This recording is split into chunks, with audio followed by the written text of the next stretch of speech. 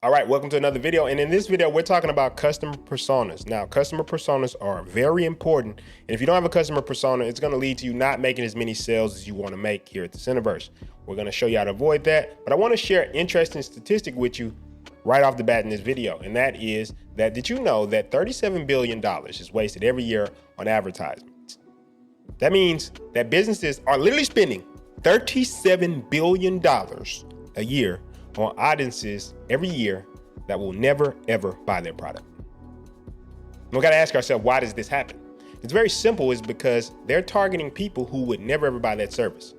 And that comes from not having the right things in place to make sure that you're finding the people who actually want to buy from you. Because if you find people who want to buy from you, the sales process is actually not that difficult.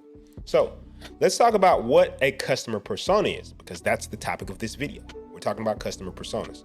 A customer persona or avatar is a fictional profile that represents a particular target customer. Now, this is usually like a business person, or they have some type of theoretical name, or not theoretical name, but like alliteration, Business Betty, Technology Tim, something like that. And what that does is everybody in the company is on the same page about who we're targeting. If I ask you to go get a customer for the company and you don't have a persona, you're just gonna go get who you think would be a good customer. And a lot of times what happens is, while those people may be eager, you'll spend time on the phone with people who will never buy. Maybe they don't have the money, maybe they don't have the budget, or maybe they're just not a fit for the products and services that you offer. And what we want to do is spend as much time as we can with people who are willing to purchase or willing to buy. That just results in more money. So one of the biggest things that we see all the time is this. You get the wrong person and the wrong offer. When this happens, you're just completely off base, which means not only do you have the wrong offer, you're not even addressing the people who could buy an offer. So wrong person, wrong offer, never want to be there. You could have the wrong person, but the right offer. Now, this means you have a good product or service, but you're not finding your target market. Now, this is where most businesses will fall. They'll be in this area where they have the wrong person that they're addressing, but they do have a good offer. This is a little bit more rare, which is the right person, wrong offer, which is somebody who would buy from you, which means that they believe in you, but you haven't created anything that they would want to purchase from you. So this is something to think about. Right person, wrong offer. Happens sometimes, a little more rare. But what we're looking for is the right person, right offer.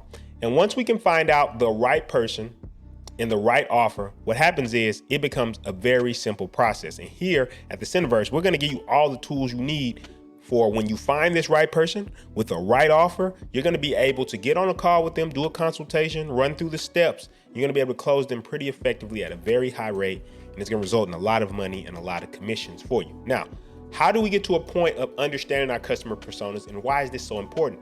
Well, we use something which is called pain points. Now, understanding customers' pain points is probably one of the most essential skills you could learn in business altogether. Now, what is a customer's pain point? This refers to challenges the customers are facing that are causing them significant amounts of stress, worry, or complication. So what this essentially means is that it's not just something they want to do. Like, you may want to buy something, but when something is causing you pain, what are you going to automatically do? If you wake up and you have a toothache, well, you're going to be ready to go to the dentist to try to get that resolved because you feel the pain in your tooth.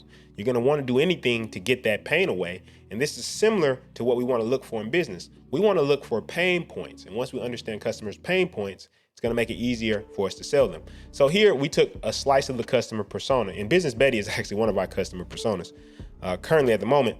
But we took a slice of it, and we know this customer, they want to generate leads. They want to get customers. They want visibility. They want revenue. They want generated mentions, which means PR, like getting mentioned in articles, things of that nature.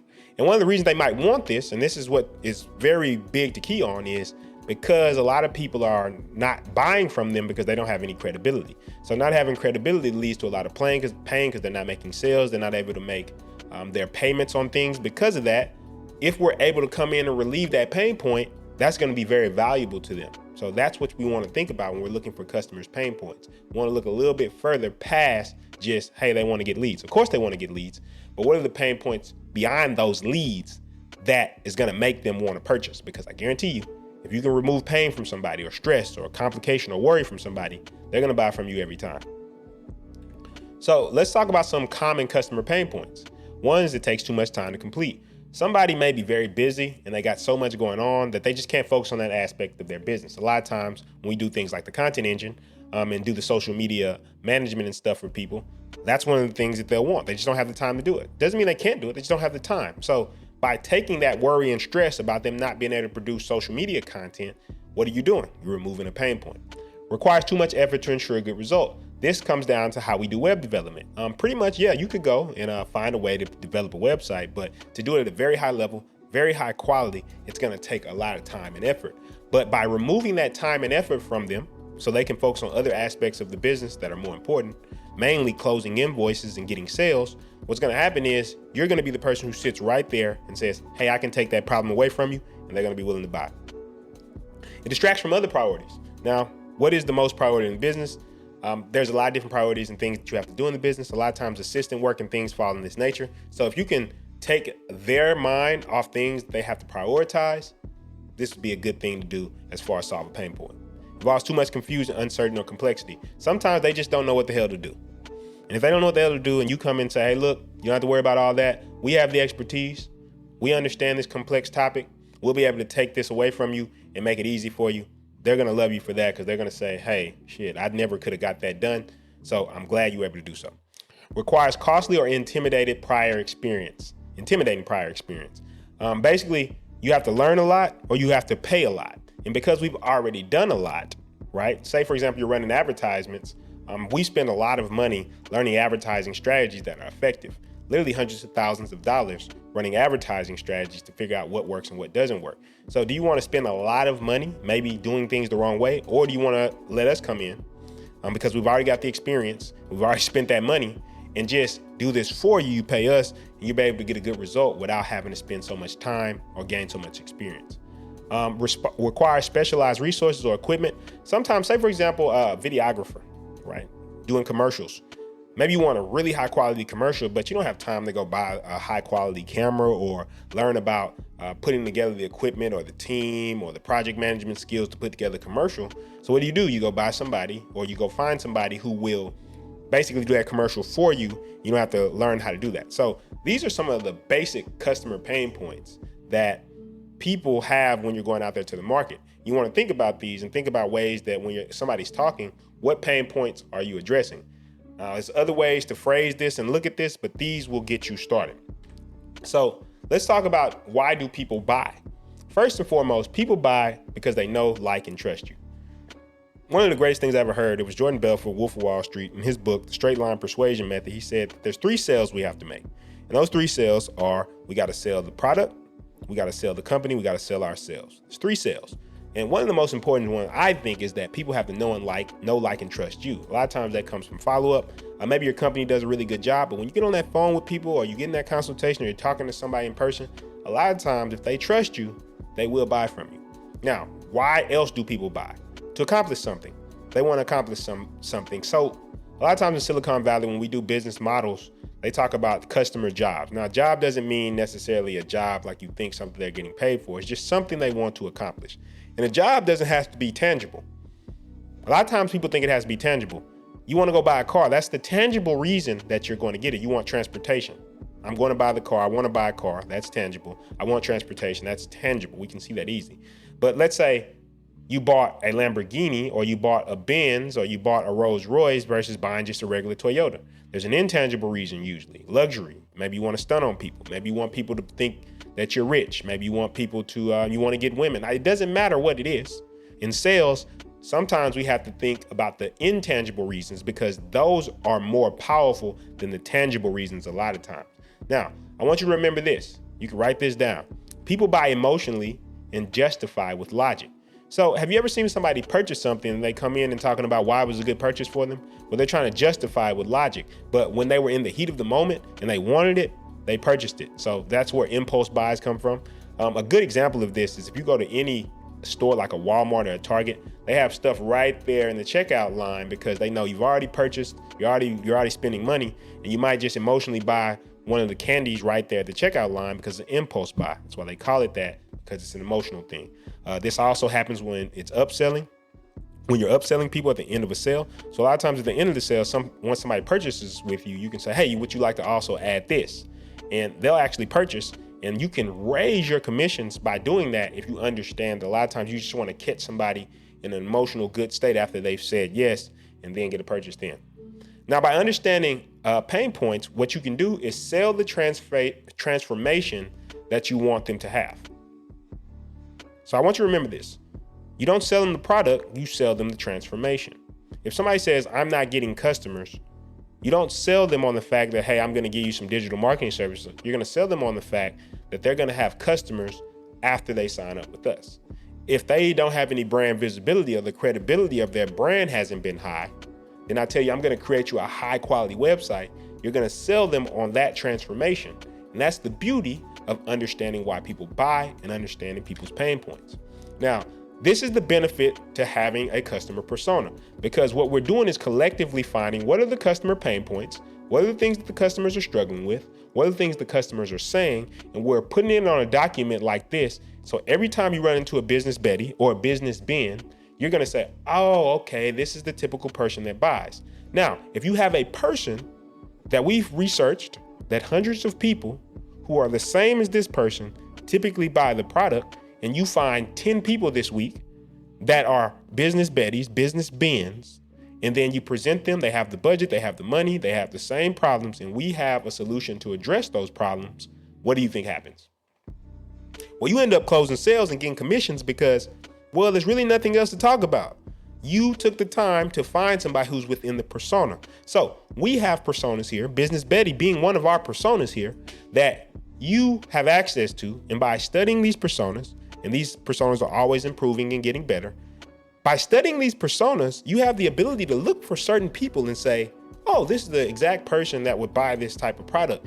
And once you talk to that person, you'll see it's not going to be very difficult to close that person, because if they're looking for that solution to be solved right now, and you're good as far as how you get on the phone, how you present your sales presentation, in which we'll show you how to do in this training, then you're going to be making a lot of sales, because that confidence of I have the solution to your problem is going to be huge when selling the products and services. So how do we use personas? Once again, I want to repeat this because this is important. Spend more time around qualified leads. Now, if you look on the left here, you'll see that we have a couple people over there, and what we call those are unqualified leads.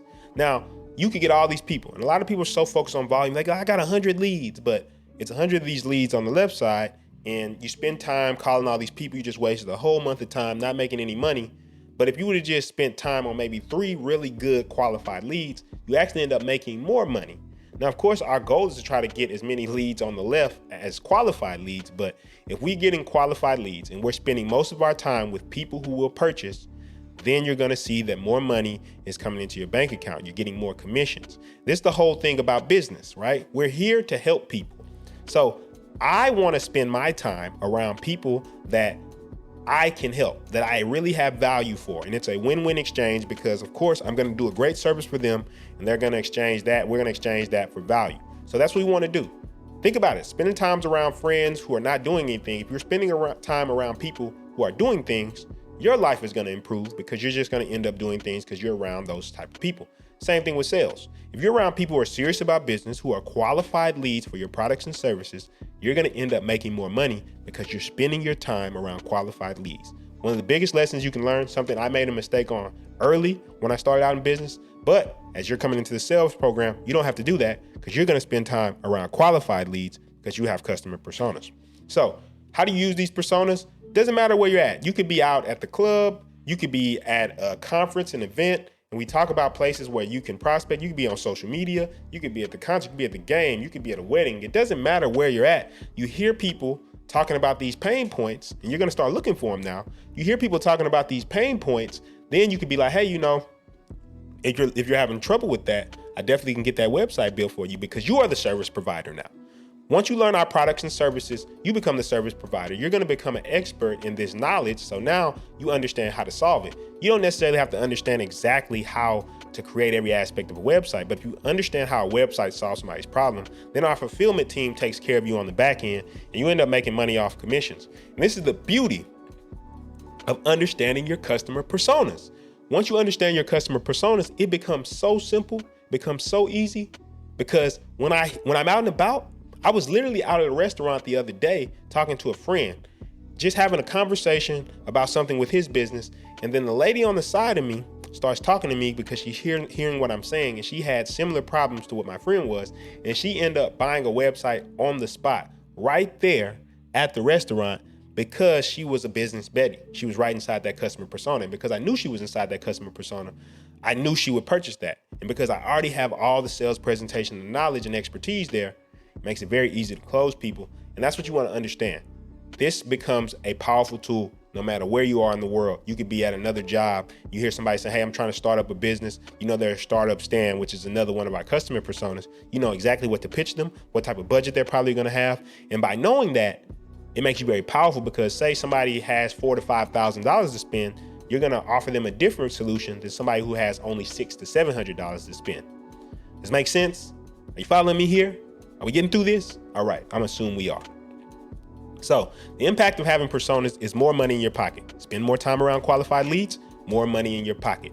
If you have a solution for somebody, it's presented well, and you have great follow-up, and you have the skills that you need in order to get on a call, consult with them in person, and get them to the point of where you send that invoice, then you're gonna end up making a lot of money. It's really as simple as that. And what we do as a company, we're always improving our processes and systems. Just like the systems you're in now, we want to make our education as good as possible. So when you get out there, you're successful, we're successful. It's a win-win for everybody because we want you to make money here. And we also want to make sure that the customer has great value because that customer is going to end up coming back over and over again. And that's going to be more money for you. So with that being said, just to summarize this, we want to make sure we have personas because personas allow us to be on the same page about the type of customers we're pursuing.